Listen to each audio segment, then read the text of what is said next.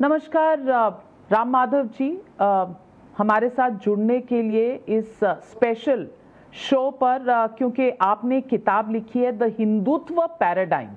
अब कोई भी आरएसएस का बैकग्राउंड का आदमी जब इस तरह की किताब लिखता है हिंदुत्व पैराडाइम, तो उस पर कोई ना कोई कंट्रोवर्सी हो जाती है, क्योंकि आजकल की पॉलिटिक्स में हिंदुत्व का मतलब है आप हिंदू राष्ट्र बनाना चाहते हैं, यू आर एंटी माइनॉरिटीज, आप बिल्कुल जो अल्पसंख्यक हैं उनके खिलाफ हैं, और आप अपना हिंदुत्व सब पर थोपना चाहते हैं।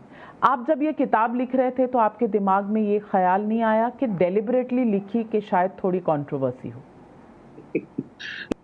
नो, एक्चुअली इस किताब का मकसद ही ये है कि ये सारे कंट्रोवर्सीज का एक रेशनल हम आंसर दे सके, क्योंकि जितने कंट्रोवर्सीज हिंदुत्व वर्ल्ड व्यू को लेकर बनाए जाते हैं, उनका कोई बेसिस नहीं है। हम ज्यादातर इंटीग्रल ह्यूमनिस्ट फिलॉसफी जो दीनदयाल जी का है, उसको आधार मानकर हमारे सारे विचार उसके आधार पर चलते हैं। इसलिए आपको पता है कि प्रधानमंत्री जी भी बार-बार दीनदयाल जी को रेफर करते रहते हैं। यूनाइटेड नेशंस के भाषण में उन्होंने उनका जिक्र किया था, क्योंकि हमारा आइडियोलॉजिकल फाउंडेशंस या विचार के फाउंडेशन दीनदयाल जी के थॉट में है। जो कंट्रोवर्सीज है, उसका उत्तर देना ही इस किताब का उद्देश्य था, कि जैसा प्रोजेक्ट किया जाता है कि हिंदुत्व कोई parochial, narrow minded, anti Muslim ऐसा नहीं है। एक बहुत ही फंडामेंटल, मूलभूत भारतीय विचार का ही प्रतिपादन है, as against the European viewpoint. वो एक ही दुनिया में विचार माना जाता था कि यूरोपियन विचार जो होगा वो दुनिया का विचार होगा। नहीं, हमारा भी एक विचार है। इस बात को कहने का प्रयास इस किताब के माध्यम से मैंने किया। राम माधव जी, मैं आपसे पूछना चाहती हूँ कि प्रीफेस जो किताब की है उसमें आपने दीनदयाल उपाध्याय जी का लिखा है कि उनका एक इंटेग्रल ह्यूमनिस्ट फिलॉसफी रहा है, और आपने इस आइडियोलॉजी का उल्लेख किया है प्रीफेस में। मैं आपसे पूछना चाहती हूँ कि दीनदयाल उपाध्याय जी के फंडामेंटल्स पे बेस्ड जो पार्टी है बीजेपी, ये कितना इंक्लूसिव आइडियोलॉजी अपनाती है? और अगर ये इंक्लूसिव आइडियोलॉजी है तो लोग ये पूछते हैं, आपके क्रिटिक्स, ऑपोजिशन पार्टीज ये पूछते हैं कि इस तरह के संवाद में कहाँ जगह है कि अब्बाजान और शमशान घाट और कब्रिस्तान, इस तरह की चीज़ों का जिक्र हो। तो क्या ये आइडियोलॉजी मानने की अलग और प्रैक्टिस करने की अलग है? ना, पहली बात तो इस आइडियोलॉजी शब्द को लेकर ही मैंने मेरे किताब का पूरा प्रारंभ किया था। ये कोई आइडियोलॉजी, एक क्लोज्ड फ्रेमवर्क ऑफ आइडियाज को दीनदयाल जी ने प्रतिपादित नहीं किया। फॉर दैट मैटर, इंडिया ने कभी आइडियोलॉग्स को कभी पैदा नहीं किया। Right from Adishankar to Gandhi to Ambedkar to Deendayal, ये सब लोग आइडियोलॉग्स कम थे, फिलोसफर्स ज्यादा थे। विचार दिए थे, उस विचार के रास्ते पर आप उस तत्कालीन समय के आधार पर अपना कार्यक्रम बनाओ, इस प्रकार विचार दिए थे। इंटीग्रल ह्यूमनिज्म भी एक फिलॉसफी है, उसके आधार पर चलने का हम सबको प्रेरणा मिलती है। जहां तक मैं मानता हूं कि भारतीय जनता पार्टी हो और राष्ट्रीय स्वयंसेवक संघ हो, दोनों उसी विचार को लेकर, दीनदयाल जी के फिलॉसफी को लेकर ज्यादातर अपने पूरे कार्य रचना, पूरा कार्यक्रम चलाते हैं। अब बीच में अगर इसके संदर्भ में कोई अपवाद ध्यान में आता हो, जिस अपवाद की तरफ आप रेफर कर रहे हैं, तो उनको एक बार दीनदयाल जी का उस विचार विश्व में झांक कर देख लेना चाहिए। मैं इतना ही कह पाऊंगा। पर मूल जो विचार जिसके आधार पर पार्टी, मुख्य पार्टी की धारा चलती है और जिसका प्रतिपादन बार बार स्वयं प्रधानमंत्री सबका साथ, सबका विकास, सबका विश्वास, ये सारे बातें कहते हैं, उसके मूल में वो दीनदयाल जी का विचार है। तो कहीं उसका अपवाद हो रहा तो वो लोग थोड़ा इस पे भी देखें, दीनदयाल जी क्या विचार दिए हैं हमको, उसको लेकर चले। मैं आपसे पूछना चाहती हूँ कि सेक्युलरिज्म के एक प्रिंसिपल पे हमारा कॉन्स्टिट्यूशन और हमारी जितनी पॉलिटिकल पार्टीज हैं उनके आइडियोलॉजीज को लेकर एक एक डेफिनेशन बनाई जाती है। बीजेपी हमेशा हार्डलाइन हिंदुत्व पार्टी कहलाई गई है, जबकि सेक्युलरिज्म का चोला हमेशा कांग्रेस और बाकी विपक्ष की पार्टियों ने ओढ़ा है। मैं आपसे पूछना चाहती हूं कि एक तरफ आप कहते हैं दीनदयाल उपाध्याय जी इंक्लूसिविस्ट फिलॉसफी को बिलोंग करते थे कि सबको साथ लेके चलो, और प्रधानमंत्री नरेंद्र मोदी जी की भी ये फिलॉसफी है और ये उनकी लाइन भी है जो वो कई बार इस्तेमाल करते हैं, सबका साथ, सबका विकास, सबका विश्वास।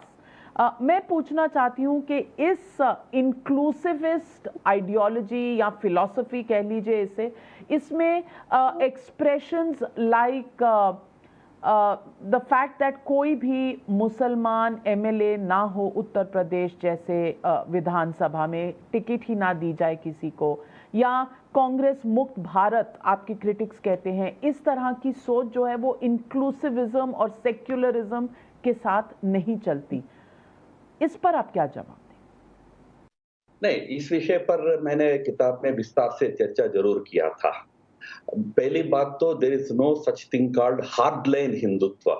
जिस हिंदुत्व विचार जो दीनदयाल जी के एकात्म मानव दर्शन से प्रेरित है, वो हार्डलाइन हो ही नहीं सकता है। या तो ये हार्डलाइन बिहेवियर है या हिंदुत्व है। पर बड़ा प्रश्न आपका सेकुलरिज्म को लेकर है।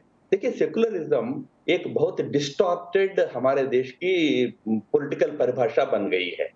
वैसे तो आपने, क्योंकि यूपी में किसी एक हमारे पार्टी ने मुस्लिम को सीट नहीं दी, ये बात पूछ रहे, मैं तो आपको उदाहरण दे सकता हूँ, कांग्रेस पार्टी ने तो गुजरात में नहीं दिया। ये हो सकता है राजनीतिक कारणों से कोई किसको खड़ा करना है, ये एक राजनीतिक उद्देश्य से करते, उसको कोई किसी समाज को एक्सक्लूड कर रहे हैं, ऐसा सोचने का कोई कारण नहीं है। बट सेकुलरिज्म की फंडामेंटल प्रॉब्लम है, चाहे सेकुलरिज्म दुनिया में भी, वेस्ट में भी एक प्रकार का नहीं है। आप फ्रेंच सेकुलरिज्म को लेंगे, वहां रिलीजन को पास में भी नहीं आने देते हैं, वो सेकुलरिज्म है, कंप्लीट रिजेक्शन ऑफ रिलीजन है। पर अमेरिकन सेकुलरिज्म में complete full freedom to all religions है। वहां तो प्रधान राष्ट्रपति तो बाइबल को हाथ में रखकर वोट लेते हैं। इसलिए वेस्ट में भी कोई सेकुलरिज्म एक परिभाषित नहीं है, अलग अलग है। जहां तक भारत का प्रश्न है, सभी धर्म, सभी पंथ संप्रदायों के प्रति समान आदर रखकर चलना चाहिए और किसी के प्रति कोई विशेष स्पेशल स्टेटस इस प्रकार का सोच नहीं होना चाहिए। ये भारतीय सेकुलरिज्म होना चाहिए। ये बात दीनदयाल जी केवल नहीं कहे हैं, कॉन्स्टिट्यूएंट असेंबली के बहस में भी इस पर बड़ी चर्चा होकर इस निष्कर्ष पर हमारे संविधान निर्माताओं ने पहुंचा था। ये अलग बात है, आज हमने सेकुलरिज्म के अर्थ ये बना दिया कि कोई भी हिंदू कहता है तो उसको सांप्रदायिक कह दो, कोई माइनॉरिटी कहता है उनको सेकुलर कह दो। ये बहुत डिस्टॉर्टेड मीनिंग है। इस मीनिंग पर ही इंडिया में धर्मों के, मजहबों के बीच में बहुत बड़ा एक डिवीजन पैदा किया गया है राजनीतिक कारणों से। वो अंत होना चाहिए। सही सेकुलरिज्म जो हमारे संस्कृति में है, सभी पंथों के प्रति समान आदर, उस रास्ते पे चलना चाहिए। यही दीनदयाल जी का विचार था, यही संविधान सभा के बहस का निष्कर्ष था। राम माधव जी, आप आरएसएस के साथ काफी वक्त से जुड़े हुए हैं, तो मैं आपसे पूछना चाहती हूँ, आरएसएस का एक व्यू रहा है, चाहे वो सोसाइटी के बारे में हो, चाहे वो इकोनॉमी के बारे में हो, चाहे वो इंडियननेस के बारे में हो। मैं पूछना चाहती हूँ, आपने एक लेख भी लिखा था, ऑपेड में लिखा था, और आपने कहा था कि 2018 एक ग्लासनोस्ट है आरएसएस के लिए, जब वो इनवर्ड लुकिंग की अपनी पॉलिसी छोड़कर आउटसाइड वर्ल्ड से एंगेज करने का उन्होंने थोड़े से दरवाजे खोले। ये किस कॉन्टेक्स्ट में है, और ये जो दरवाजे खुले हैं ये कितने से खुले हैं? क्योंकि कहीं कहीं स्पेशली इकोनॉमिक इश्यूज में ये दरवाजे बहुत खुले नहीं नजर आते। ग्लासनोस्ट का शब्द जो है वो आप जानते हैं कि सोवियत इरा का एक शब्द है। सोवियत यूनियन में गोर्बचेव जो प्रेसिडेंट थे, उन्होंने उस शब्द का प्रयोग किया था। उसका अर्थ इतना ही था, ग्रेटर ओपननेस। कई लोग उसको पेरिस्ट्रोइका से जोड़ के कंफ्यूज भी होते हैं। पेरिस्ट्रोइका was about restructuring, but glasnost जहां तक प्रश्न है, आप ग्रेटर ओपननेस आते हैं। आप स्वयं भी जानते हैं कि पिछले कुछ वर्षों में, लगभग एक दशक से अधिक समय से, जब से मोहन भागवत जी संघ के प्रमुख बने हैं, इस ग्रेटर ओपननेस का परिचय हम सबको मिलता है। जिस प्रकार का इंटरेक्शंस आरएसएस प्रमुख, संघ प्रमुख भागवत जी करते हैं, उससे स्पष्ट होता है कि संघ आज ज्यादा ओपन होकर, जैसे मैं संघ में बचपन से हूँ, संघ में हम ये मानते थे कि किसी को संघ को समझना है तो संघ के पास आना है, ये हम समझते थे। पर आज एक ऐसा एक बदलाव आया है कि संघ कई लोगों के पास जा रहा है, यानी संघ प्रमुख जा रहे हैं। विभिन्न धर्मों के नेताओं के पास संघ प्रमुख आज जाकर मिलते हैं, विभिन्न दलों के लोगों से मिलते हैं, प्रबुद्ध लोगों से मिलते हैं, उद्योगपतियों से मिलते हैं, समाज के अनेक वर्गों से मिलते हैं। ये जो रीच आउट संघ ने प्रारंभ किया, इसके कॉन्टेक्स्ट में मैंने वो ग्लासनोस्ट का शब्द प्रयोग किया था, उसका और कोई बहुत बड़ा उसका अर्थ निकालने का कारण नहीं है।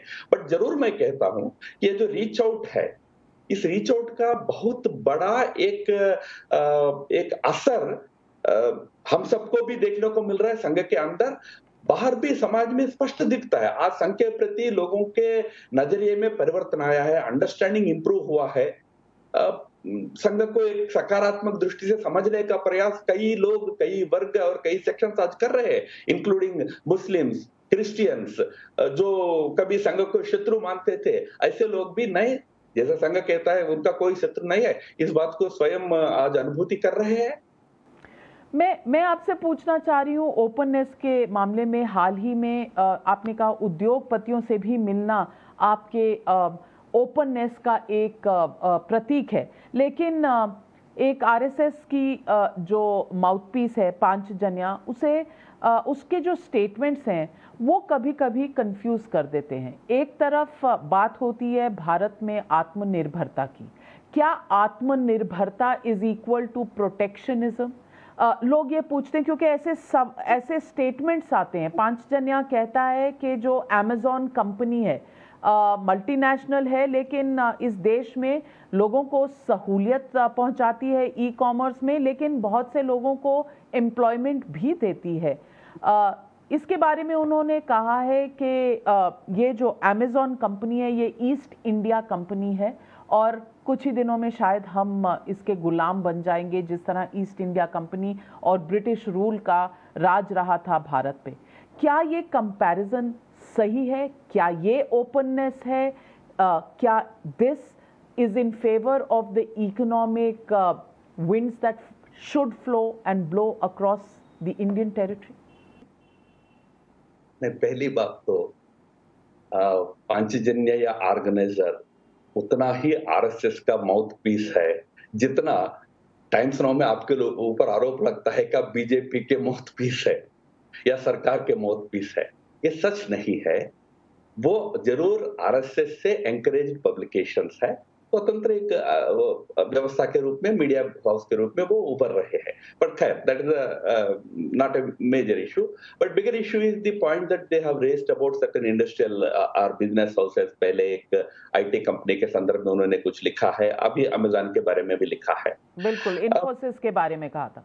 जी जी, एक बात पर जरूर उसमें पांजन्या का जो संपादक वर्ग है उनको सोचना चाहिए, मुझे लगता है कि ये जो जेन्युइन कुछ समस्याओं का जब हाईलाइट करता है, जो मीडिया का धर्म है, तो जब उस कंपनी का परफॉर्मेंस में कोई प्रॉब्लम्स है, उनके फंक्शनिंग में प्रॉब्लम्स है, आप भी उठाते हैं। जो अमेज़न के लिए कंट्रोवर्सीज नया नहीं है, सभी जगह कंट्रोवर्सीज वगैरह उठते हैं, मीडिया उठाता है, भारत में नहीं विदेश में भी उठता है, अमेरिका में बहुत बड़े कंट्रोवर्सीज को लेकर चलते हैं। बट उसको अब नेशनल एंटी नेशनल बहस में उलझाएंगे तब प्रॉब्लम होता है। अब like trying to teach nationalism to Infosys और Tata is like carrying coal to Newcastle. वो स्वयं अच्छे बड़े लोग हैं, इस देश के लिए बहुत कुछ उन्होंने किया है। हाँ, बट फंक्शनिंग में समस्या है तो मीडिया का एक धर्म होता है कि भाई आपका फंक्शनिंग ठीक नहीं है, या कोई फेक कंपनीज को पैदा करके कुछ लॉस को डाइवर्ट करने का प्रयास कोई एक कंपनी कर रहा हो, अमेज़न हो, कोई भी हो, उसका हाईलाइट करना मीडिया का धर्म है। वहां तक मुझे कोई उसमें विवाद नहीं लगता। पर जब वो बहस नेशनल एंटी नेशनल बन जाता है तब उसमें थोड़ा बहुत लोगों को आपत्ति होना स्वाभाविक है। बट मुझे आश्चर्य इस बात का लगता है नविका जी, जो हमेशा इस देश के अंदर विदेशी कंपनियों का बढ़ता हुआ आधिपत्य का जो विरोध करते थे, वो लोग भी आज 5 एडिटोरियल के बाद अमेज़न के समर्थक बन गए। वो बड़ा आश्चर्य की बात है। तो इसलिए ये बहस को राजनीतिक दोनों तरफ से नहीं करना चाहिए। पांजन जी भी इसको नेशनल इंटरनेशनल बहस में ना लाना चाहिए। हालांकि मुद्दे जो उठ रहे हैं अमेज़न के कुछ मार्केट प्रैक्टिसेस को लेकर वो उस पर बहस होना चाहिए, न केवल इंडिया में पर दुनिया भर में होता है वो बहस। तो आपका ये कहना है कि in principle you are not against FDI, in principle आपको अमेज़न या इन्फोसिस से कोई प्रॉब्लम नहीं है, लेकिन अगर उनकी फंक्शनिंग में कोई प्रॉब्लम है, लॉज को लेके कोई प्रॉब्लम है, तो वो उठाना आपका हक है। If I understand you are trying to say this, RSS has no problem with Infosys और अमेज़न।